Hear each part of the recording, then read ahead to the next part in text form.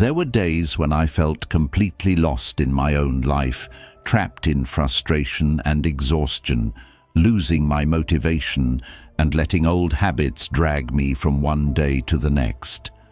I once had big goals, but my actions were scattered and impulsive, more like Bart Simpson than steady Ben Franklin. I know what it's like to stumble through life, to hit the very edge of my limits, to wonder, is there any way forward for me? In a fast-paced world where it's all too easy to get swept away by routine, you are called to be the warrior who lives with intention and awareness. Change doesn't demand some earth-shattering event. It starts with small, deliberate actions. As Marcus Aurelius said, you have power over your mind, not outside events. Realize this, and you will find strength. 7 days. In just 7 days, these 5 habits transformed the way I live, work, and see myself. Whether you're struggling with energy, focus, or just feeling lost, I believe this journey can make a difference for you. Pause, be present, and start by leaving a comment. I rise, I focus. Join me and begin the journey to mastering your mind today. Habit number 1. Wake up at dawn and own the morning. Time is working against us, and all of us go through those busy days, don't we? Days when work, messages, and notifications blend together into a rushed stream that pulls us further away from ourselves. On those days, life stops feeling like a journey of discovery and turns into a string of tasks to finish, a race with no finish line. I used to get caught in those cycles too. I know what it's like to wake up already exhausted, sprinting after a schedule, feeling like you can't even catch your breath before facing new pressures. And just like you, I once thought, maybe I'm not cut out for the lifestyle of Tim Cook or Jeff Bezos. Why wake up at 4 a.m. when I'm not a CEO? But Stoicism, that ancient philosophy, reveals something simple yet profound. Dawn is when our willpower is at its strongest and our minds are at their clearest. Not so we can race anyone else, but so we can actually own the day we're given. The sun rises every morning without ever negotiating with the horizon, unafraid of clouds, never delaying for even a second. That consistency, that absolute discipline of the sun, is the model for anyone who truly wants to take charge of their life. We often let our mornings slip by unconsciously, hitting snooze, checking our phones while our eyes are barely open, then rushing to get ready in a reactive state, as if we're just hurried passengers on a train that's already left the station. But you know what? The moment you open your eyes, your choice isn't just sleep a bit longer or get up now. It's the choice between leading and being led. Every time you delay, you're letting laziness win by default. Every time you decide to get up, you're laying another brick in the foundation of your own resilience. Marcus Aurelius, the Stoic emperor, used to rise before Rome awoke. In his meditations, he wrote, "When you arise in the morning, think of what a precious privilege it is to be alive, to breathe, to think, to enjoy, to love." He treated the morning as a sacred ritual to prepare his mind for the day's challenges, a moment to reconnect with himself before the chaos of the world arrived. You don't need to wake up at 4 a.m. Just set your alarm for 30 minutes earlier than usual. When it rings, try counting down in your head. 5, 4, 3, 2, 1. Don't think, don't negotiate, just stand up. Don't reach for your phone. Don't drag out the sluggishness. Instead, drink a glass of cool water, stretch deeply, look outside, whether the sun is shining or the mist hangs heavy, and take 3 long breaths. Tell yourself, I am here. I am alive. I have today. Feel your own presence, not your deadlines, not your emails, but the energy and vitality inside you. The first 3 days might be tough. Your body will complain. Old habits will pull you back. But then, one morning, you'll find yourself waking up before the alarm, feeling lighter, clearer, even noticing the sound of birds outside your window, the kind of sound you haven't really listened to in a long time. That's when you have real time to prepare yourself before the world starts demanding everything from you. Notice this. If you start your day in a rush, the whole day will keep chasing that same hurried pace. If you start with anxiety, you carry an endless string of tension with you. But if you begin your morning with calm, gratitude and presence, everything, even the challenges, feels lighter and more manageable. This isn't magic. It's the science of the mind and emotions, a self-regulating mechanism built from small habits. Here's what's interesting. Waking up early isn't about proving anything to anyone but yourself. It's a way of telling yourself that you deserve peace, agency, and preparation. Discipline isn't pressure, it's a kind of freedom. Freedom from procrastination, from being controlled by circumstances, from that feeling of being swept along without knowing what you really want. Stoic philosophy calls this premeditatio malorum, preparing your mind for uncertainty. It's not about pessimism or worrying needlessly. It's about actively meeting challenges with a calm mindset. You can't control everything that happens out there, but you absolutely can control how you start your day. That's your personal power, and no one can take it from you. Ryan Holiday, one of the most inspiring voices on modern Stoicism, once wrote, "If you win the morning, you win the day." I've seen this for myself. After just 1 week, I noticed the difference. I was more focused at work, more emotionally steady, and no longer felt lost in the chaos of daily tasks.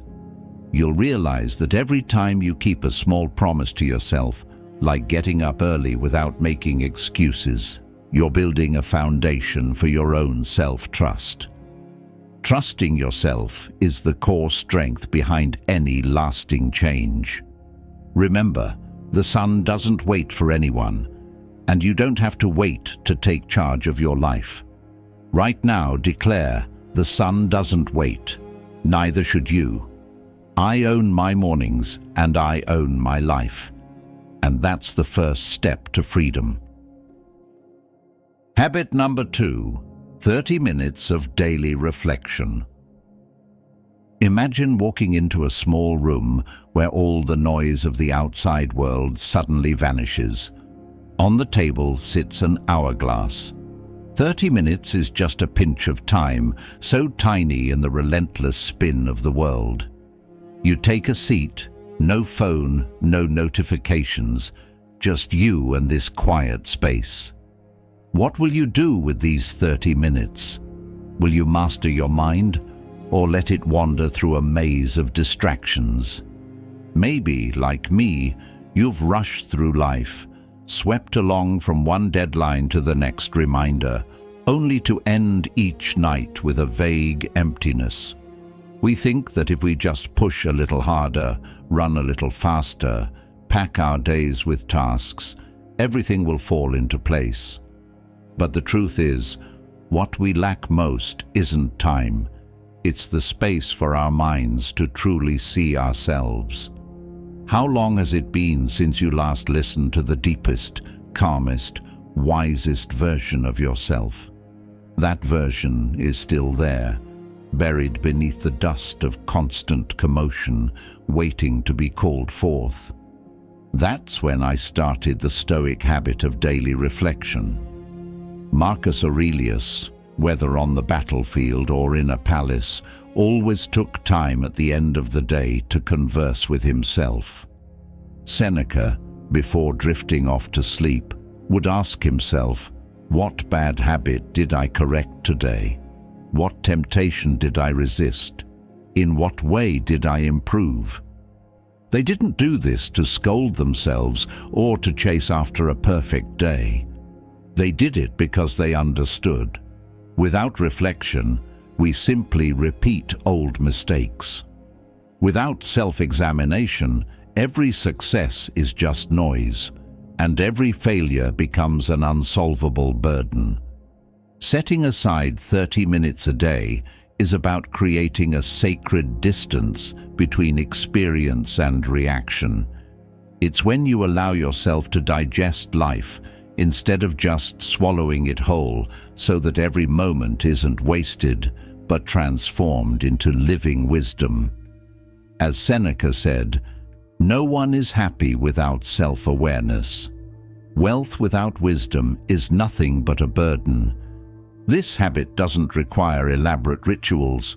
Just pick a time, morning or night, ideally at night when the day has settled and everything is done. Find a quiet corner, turn off every device, and sit down as if this is your own sanctuary of stillness. You can journal, meditate, pray, or simply sit and reflect. Start with simple questions. What challenged me today? How did I respond? Was it aligned with the person I want to become? What did I learn? What am I grateful for? How will I do things differently tomorrow? If you need a role model, remember Marcus Aurelius, a Roman emperor who ruled a vast empire, yet never skipped writing down every thought, every doubt, every moment of weakness or clarity. He didn't write for posterity. He wrote to remind himself of what mattered. True power is self-mastery, not control over others. His journal, Meditations, is living proof that no matter who you are or how busy life gets, making time for a daily conversation with yourself is always necessary and always possible. In the first week, you might feel restless, uneasy with yourself. At first, the silence can be suffocating. By the third or fourth day, you might feel impatient, wanting to quit. Your mind will come up with excuses. Too busy. This isn't necessary. I'll do it tomorrow. But if you just keep going, by the fifth day, you'll notice something surprising. An inner voice will start to emerge, a silent guide, quietly nudging you before you act impulsively or lose control. You'll start to catch yourself, spot emotional patterns, and accept personal responsibility, not with harsh self-criticism, but with a simple, honest clarity. In Stoicism, the ancient Romans called it the inner demon, the guiding soul, the wisest part within you. Daily self-reflection is how you converse with and listen to this voice. Once you can truly hear it, you no longer drift passively with circumstances. You become the one who actively steers, turning life into a meaningful journey.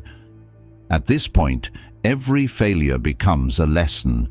Every hardship turns into tuition for your own growth. I realized that after just 7 days of keeping this habit, everything started to shift in a new direction. I no longer felt like a victim of circumstance. I became the one who shaped meaning in every moment. Failures stopped breaking me. Instead, they fueled my curiosity. Why did this happen? What could I do differently?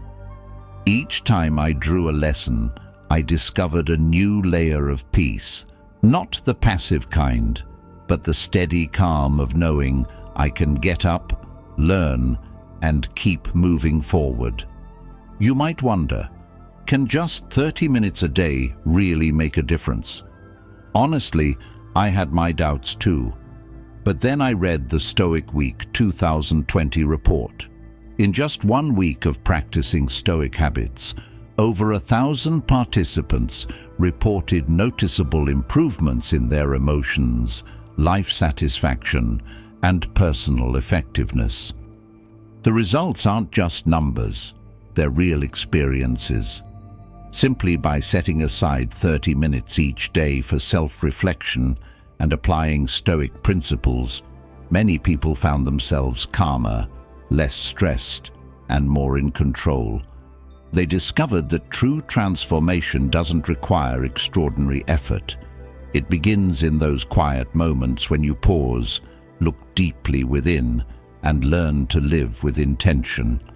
You can try it too, just 30 minutes a day, and in a week you'll see the difference.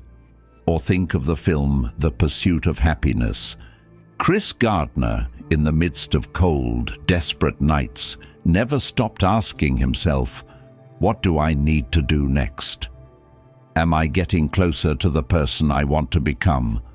That is the spirit of 30 minutes of reflection, not stopping at sadness, but daring to face it and turning it into the drive to move forward.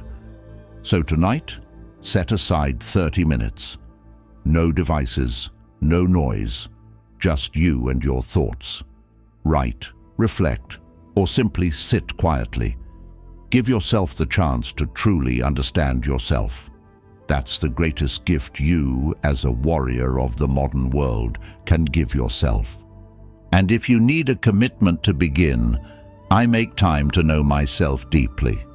7 days, 30 minutes each night, see how your life will change. Habit number 3, move sweat daily. 7 days.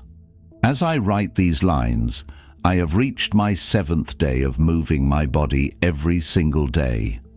I didn't start this streak out of any grand ambition. I started because I was stuck. Travel, work, and the hundreds of must-dos in modern life had turned me into an expert at making excuses. If the environment wasn't perfect, I'd skip my workout. If I was busy, I'd tell myself, I'll exercise tomorrow. And tomorrow would become next week, next month, and soon I would become a worn-out, exhausted version of myself without knowing why. Working out became a burden, a task to check off, even a punishment. I blamed fatigue, a lack of time, or simply not having enough motivation. It was a cycle of frustration. The lazier I got, the more tired I felt. The more tired I felt, the lazier I became. My motivation kept fading until I finally realized that if I kept waiting for inspiration, I'd never break free. So I made a decision: cut out all excuses. I set 2 rules for myself. Work out every day. No exceptions. Every workout has to push me. It can't be something I just pick for convenience. If I'm not sweating, if it's not a challenge, I know I'm only fooling myself. Now, after more than 7 days, I don't feel like I can stop anymore. Do you see yourself in this story? For many of us men living in a busy world, we tend to disconnect from our own bodies without even realizing it. There's a truth I once ignored. The body and the mind are never separate. In Stoic philosophy, body and mind form an inseparable whole. Marcus Aurelius didn't just meditate or journal, he wrestled, boxed, and pushed himself to the edge of his physical limits. Seneca, despite poor health, hiked long distances and took cold baths. He said, "We suffer more often in imagination than in reality." For the Stoics, physical movement wasn't just about being healthy. It was a way to forge mental qualities, endurance, resilience, and self-discipline. But people like us in the modern world often lose that connection. Exercise becomes a tool to fix flaws, a punishment for a less than perfect body. Social media is flooded with before and after photos, muscles and six-packs, turning movement into a performance instead of a real experience. The result? We start to hate exercise, avoid challenges, and live disconnected from ourselves. Many people live in their heads, chasing deadlines, emotions, and dreams, forgetting that the body is the temple they need to care for. But movement isn't about fixing your body. It's a reminder that you're alive, that you have the power to change. I've learned that every time I run, dance, jump rope, or lift weights, I'm not just moving my arms and legs. I'm releasing trapped energy, anxiety, anger, and fatigue. When I sweat, endorphins surge and cortisol drops. I start feeling happier, sleeping more deeply, and thinking more clearly. This isn't just theory, it's chemistry, it's spiritual. I can feel that I'm truly alive, truly present. You don't need a fancy gym. You don't need a perfect schedule. What you need is commitment. Every day, move enough to break a sweat. 30 minutes. Run, swim, box, jump rope, lift weights, practice yoga, or even just dance to your favorite song. Every day. Don't stress about the level or the form. The most important thing, consistency over intensity. Every workout is a face-off with yourself, facing laziness, the fear of failure, and the worry of not being good enough. Every excuse is just a mask for the real fear, fear of change. This is exactly the spirit of voluntary discomfort the Stoics talked about. They chose hardship fasting, sleeping on hard floors, taking cold showers to remind themselves, you can handle more than you think. For me, moving every day is the modern version of that practice. Every time I overcome laziness, I lay another brick in the foundation of self-trust. I can keep promises to myself. And after 3 days, I sleep better. 5 days, my mood stabilizes, I get less irritable, and I worry less about trivial things. 7 days, I feel a quiet pride, no need to show off, just something I know inside. That's the feeling of someone being reborn. Now I understand. The body is a sacred temple, not a tool for punishment. Training the body is really about training the mind. Train your mind, and your whole life will change. Every time I move, every drop of sweat, I remind myself, I'm not a victim of my circumstances. I am the master of myself. Give it a try. Not for the perfect body, not for some new self. Just to remember you are still alive. Just to affirm you still have the power to change. And when you do that, even for just a week, you'll realize true freedom begins with mastering your mind through every movement of your body. Right now, declare, your body is the only place you have to live. Treat it like a sacred temple with gratitude, not shame. Move, sweat, live, and start taking charge of your mind today. Habit number 4. Digital detox for 2 to 3 hours. In today's world, disconnecting from technology is becoming more difficult than ever. From smartphones and laptops to social media and streaming services, we are constantly surrounded by screens and notifications that relentlessly pull at our attention. As a result, we are spending more time on our devices than ever before. Have you ever noticed how many times a day you unlock your phone? The average is over 2,600 times per day. That doesn't even include the total of 4 hours each day spent on devices, almost a quarter of our waking hours. Behind every unlock, every buzz, is an invisible hook of dopamine. A new notification, someone liking your post, an email coming in, an endless news feed that keeps you scrolling. While technology undoubtedly brings many benefits, it can also have negative impacts on our mental health, physical health, relationships, and overall well-being. You're not alone in this. I've been there too. There were mornings when the first thing I did was reach for my phone, scroll through what others had just posted, and read news that had nothing to do with my actual life. By the time I put the device down, the emptiness lingered, a slight discomfort, and then I found myself picking it up again. This isn't just a habit, it's an intentionally designed addiction mechanism. Designers in Silicon Valley have hired neuroscientists and applied reward algorithms to keep you hooked for as long as possible, because your attention is what they turn into profit. What's even more troubling is that these apps aren't built to support your happiness or personal growth. They exist to capture your attention and keep you scrolling. Every feature, every notification, every infinite feed is designed to pull you back in. As Ryan Holiday once warned, you are the product. Your focus, your data, your habits, these are what gets sold to advertisers and turned into profit. Every minute you spend trapped in someone else's algorithm is a minute stolen from your own life, a minute you can never reclaim. Over time, these small moments add up. Hours turn into days, days into months, and suddenly you realize your time, your most precious, non-renewable asset, has slipped away, traded for digital noise.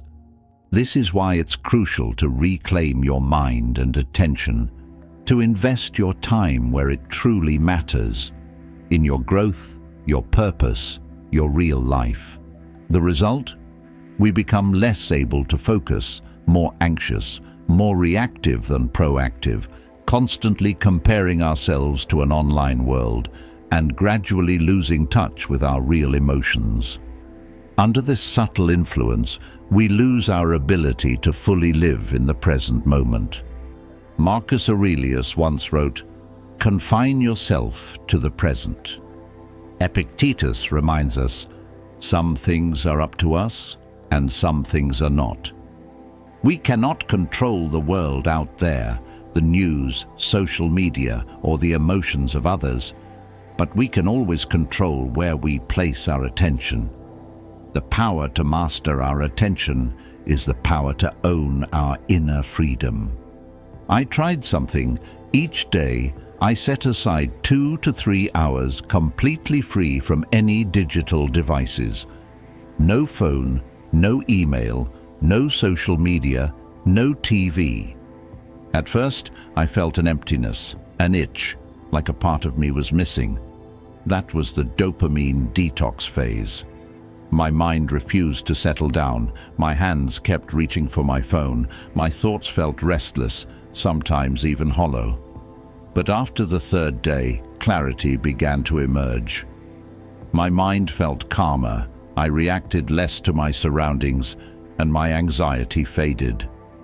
I sat down with a real book and found myself able to focus in a way I never had before. I had real conversations with people around me, without being distracted. I walked under the sun, felt the breeze, and noticed that the sky was clearer than I'd ever imagined. From day 5 to day 7, something truly transformative happened. I experienced real freedom. I was in control of my time, filled with energy to create, to journal, to brainstorm for work, or simply to quietly observe the world. In those moments, I reconnected with myself, with loved ones, and with nature, and realized the world is so much bigger than any screen. If you try a digital detox just 2 or 3 hours a day, pick a set time, early morning or late afternoon. Leave your phone in another room. Turn off all notifications. Lock your apps if you have to. Replace screen time with something real. Read, write, exercise, talk face-to-face, cook, or simply gaze at the sky. Gradually, you'll rediscover the feeling of being present and find yourself calmer, more intentional, and clear-minded. Stoicism doesn't reject technology, but it insists you are the master, not the servant. Your attention belongs to you, not to them. And remember, memento mori, your time is finite. Every minute gone is a minute you can never reclaim. Don't let a single day go by with your attention stolen. Digital detox is more than a habit. It's an act of reclaiming your self-mastery. It's the foundation for freedom and peace of mind. Try starting today. Pause. Set your device aside. Take a deep breath.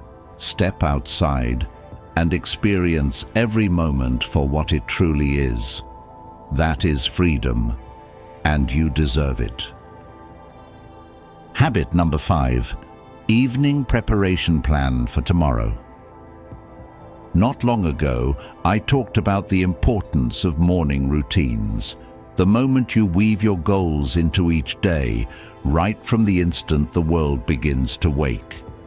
When everything is still quiet and the night hasn't quite faded, that's the perfect time to plant the seeds for a day lived with intention.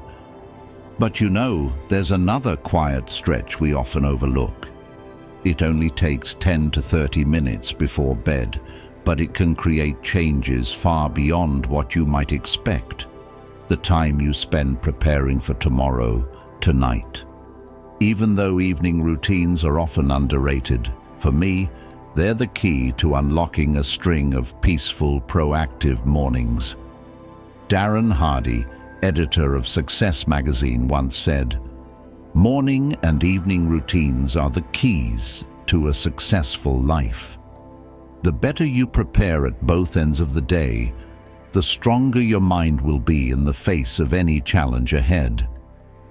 If you've ever listened to my advice to try waking up early, reading, and letting yourself unwind before bed, maybe you've already felt some of the benefits. But simply going to bed early isn't enough. What really matters is how you intentionally close out the day and how you get yourself ready to win tomorrow morning. I used to think daily success was decided in the morning, but the more I experienced, the more I realized. Every morning is actually an inner battle. You know the feeling right as you wake up. Your mind is already chaotic. Thoughts pile up. Your energy is scattered, and emotions pull you in every direction. Many days, I was just reacting passively, swept along by work and worries. That isn't living, that's drifting. So I asked myself, what if the victory was prepared before I even woke up? The answer is simple. Prepare at night, win the next day. Stoic philosophy is clear. Preparation is power. True strength doesn't come from the moment you face a problem, but from when you quietly prepare. The evening is your golden window to design the next day, so when you open your eyes in the morning, you already have a map. Seneca once wrote, "The whole future lies in uncertainty. Live immediately." The future is always uncertain. Only action in this moment is real. So how can an evening routine truly transform you? I chose 4 steps for myself, each one rooted in Stoic philosophy and grounded in daily life. Step 1. Identify the 3 most important priorities for tomorrow. You don't need countless goals. Focus is power. I sit down, open my notebook, and write out the 3 most important things I need to accomplish tomorrow, clearly and specifically. No vagueness, no generalities. Because wherever things are unclear, procrastination will take root. Ambiguity, is where procrastination lives. Step 2. Anticipate obstacles and prepare your responses. This is when I practice premeditatio malorum, imagining in advance what could get in my way. It might be procrastination, fear, an unwanted meeting, or simply a lazy mood. I write them down and lay out specific responses ahead of time. For example, knowing I usually don't want to get up early, I decide to count down from 5 and get out of bed immediately. If I'm afraid of failure, I remind myself that failure is part of the process. Accept it, then take action. Step 3. Prepare your environment. I tidy up my desk, lay out my clothes, and get everything ready for the morning. As Ryan Holiday once said, remove friction. Make the right choice, the easy choice. Eliminate barriers. Make the right choice, the easiest one to make. Step 4. Align your tasks with your energy rhythm. I ask myself, what should I do when my energy is high, and what can wait until I'm more relaxed? Work with your rhythm, not against it. Leverage your own natural flow instead of forcing yourself to work against it. I often reflect on Epictetus's words, "We cannot control external events, only our intentions and preparations." When I prepare ahead of time, I'm proactive. I feel less anxious, less helpless. Preparation isn't about hiding from challenges. It's about welcoming them, knowing that no matter what tomorrow brings, I'm ready for what I can control. The result. After just 3 days of practice, my mornings felt calmer and clearer. After a week, I had momentum, a steady drive, free from impulsiveness. The difference doesn't come from huge changes, but from feeling proactive and in control between drifting through life and directing it. Stoics don't just survive the day, they are the architects of their own lives. Every night, I become the one who draws up the blueprint for tomorrow. Seneca was right. Luck is what happens when preparation meets opportunity. Luck doesn't show up by accident. It's the result of persistent preparation. Practice this for just 7 consecutive nights, and you'll feel the transformation. From chaos to choice, from impulsiveness to intention. I've experienced it myself, and I believe you will too. And I promise, I prepare tonight. I execute tomorrow. I win every day. Just 7 days. Just 5 habits. A small experiment, but a turning point that can change your entire life. Choose discipline over distraction. Prove to yourself that you can master your mind, because real strength begins within, regardless of external circumstances.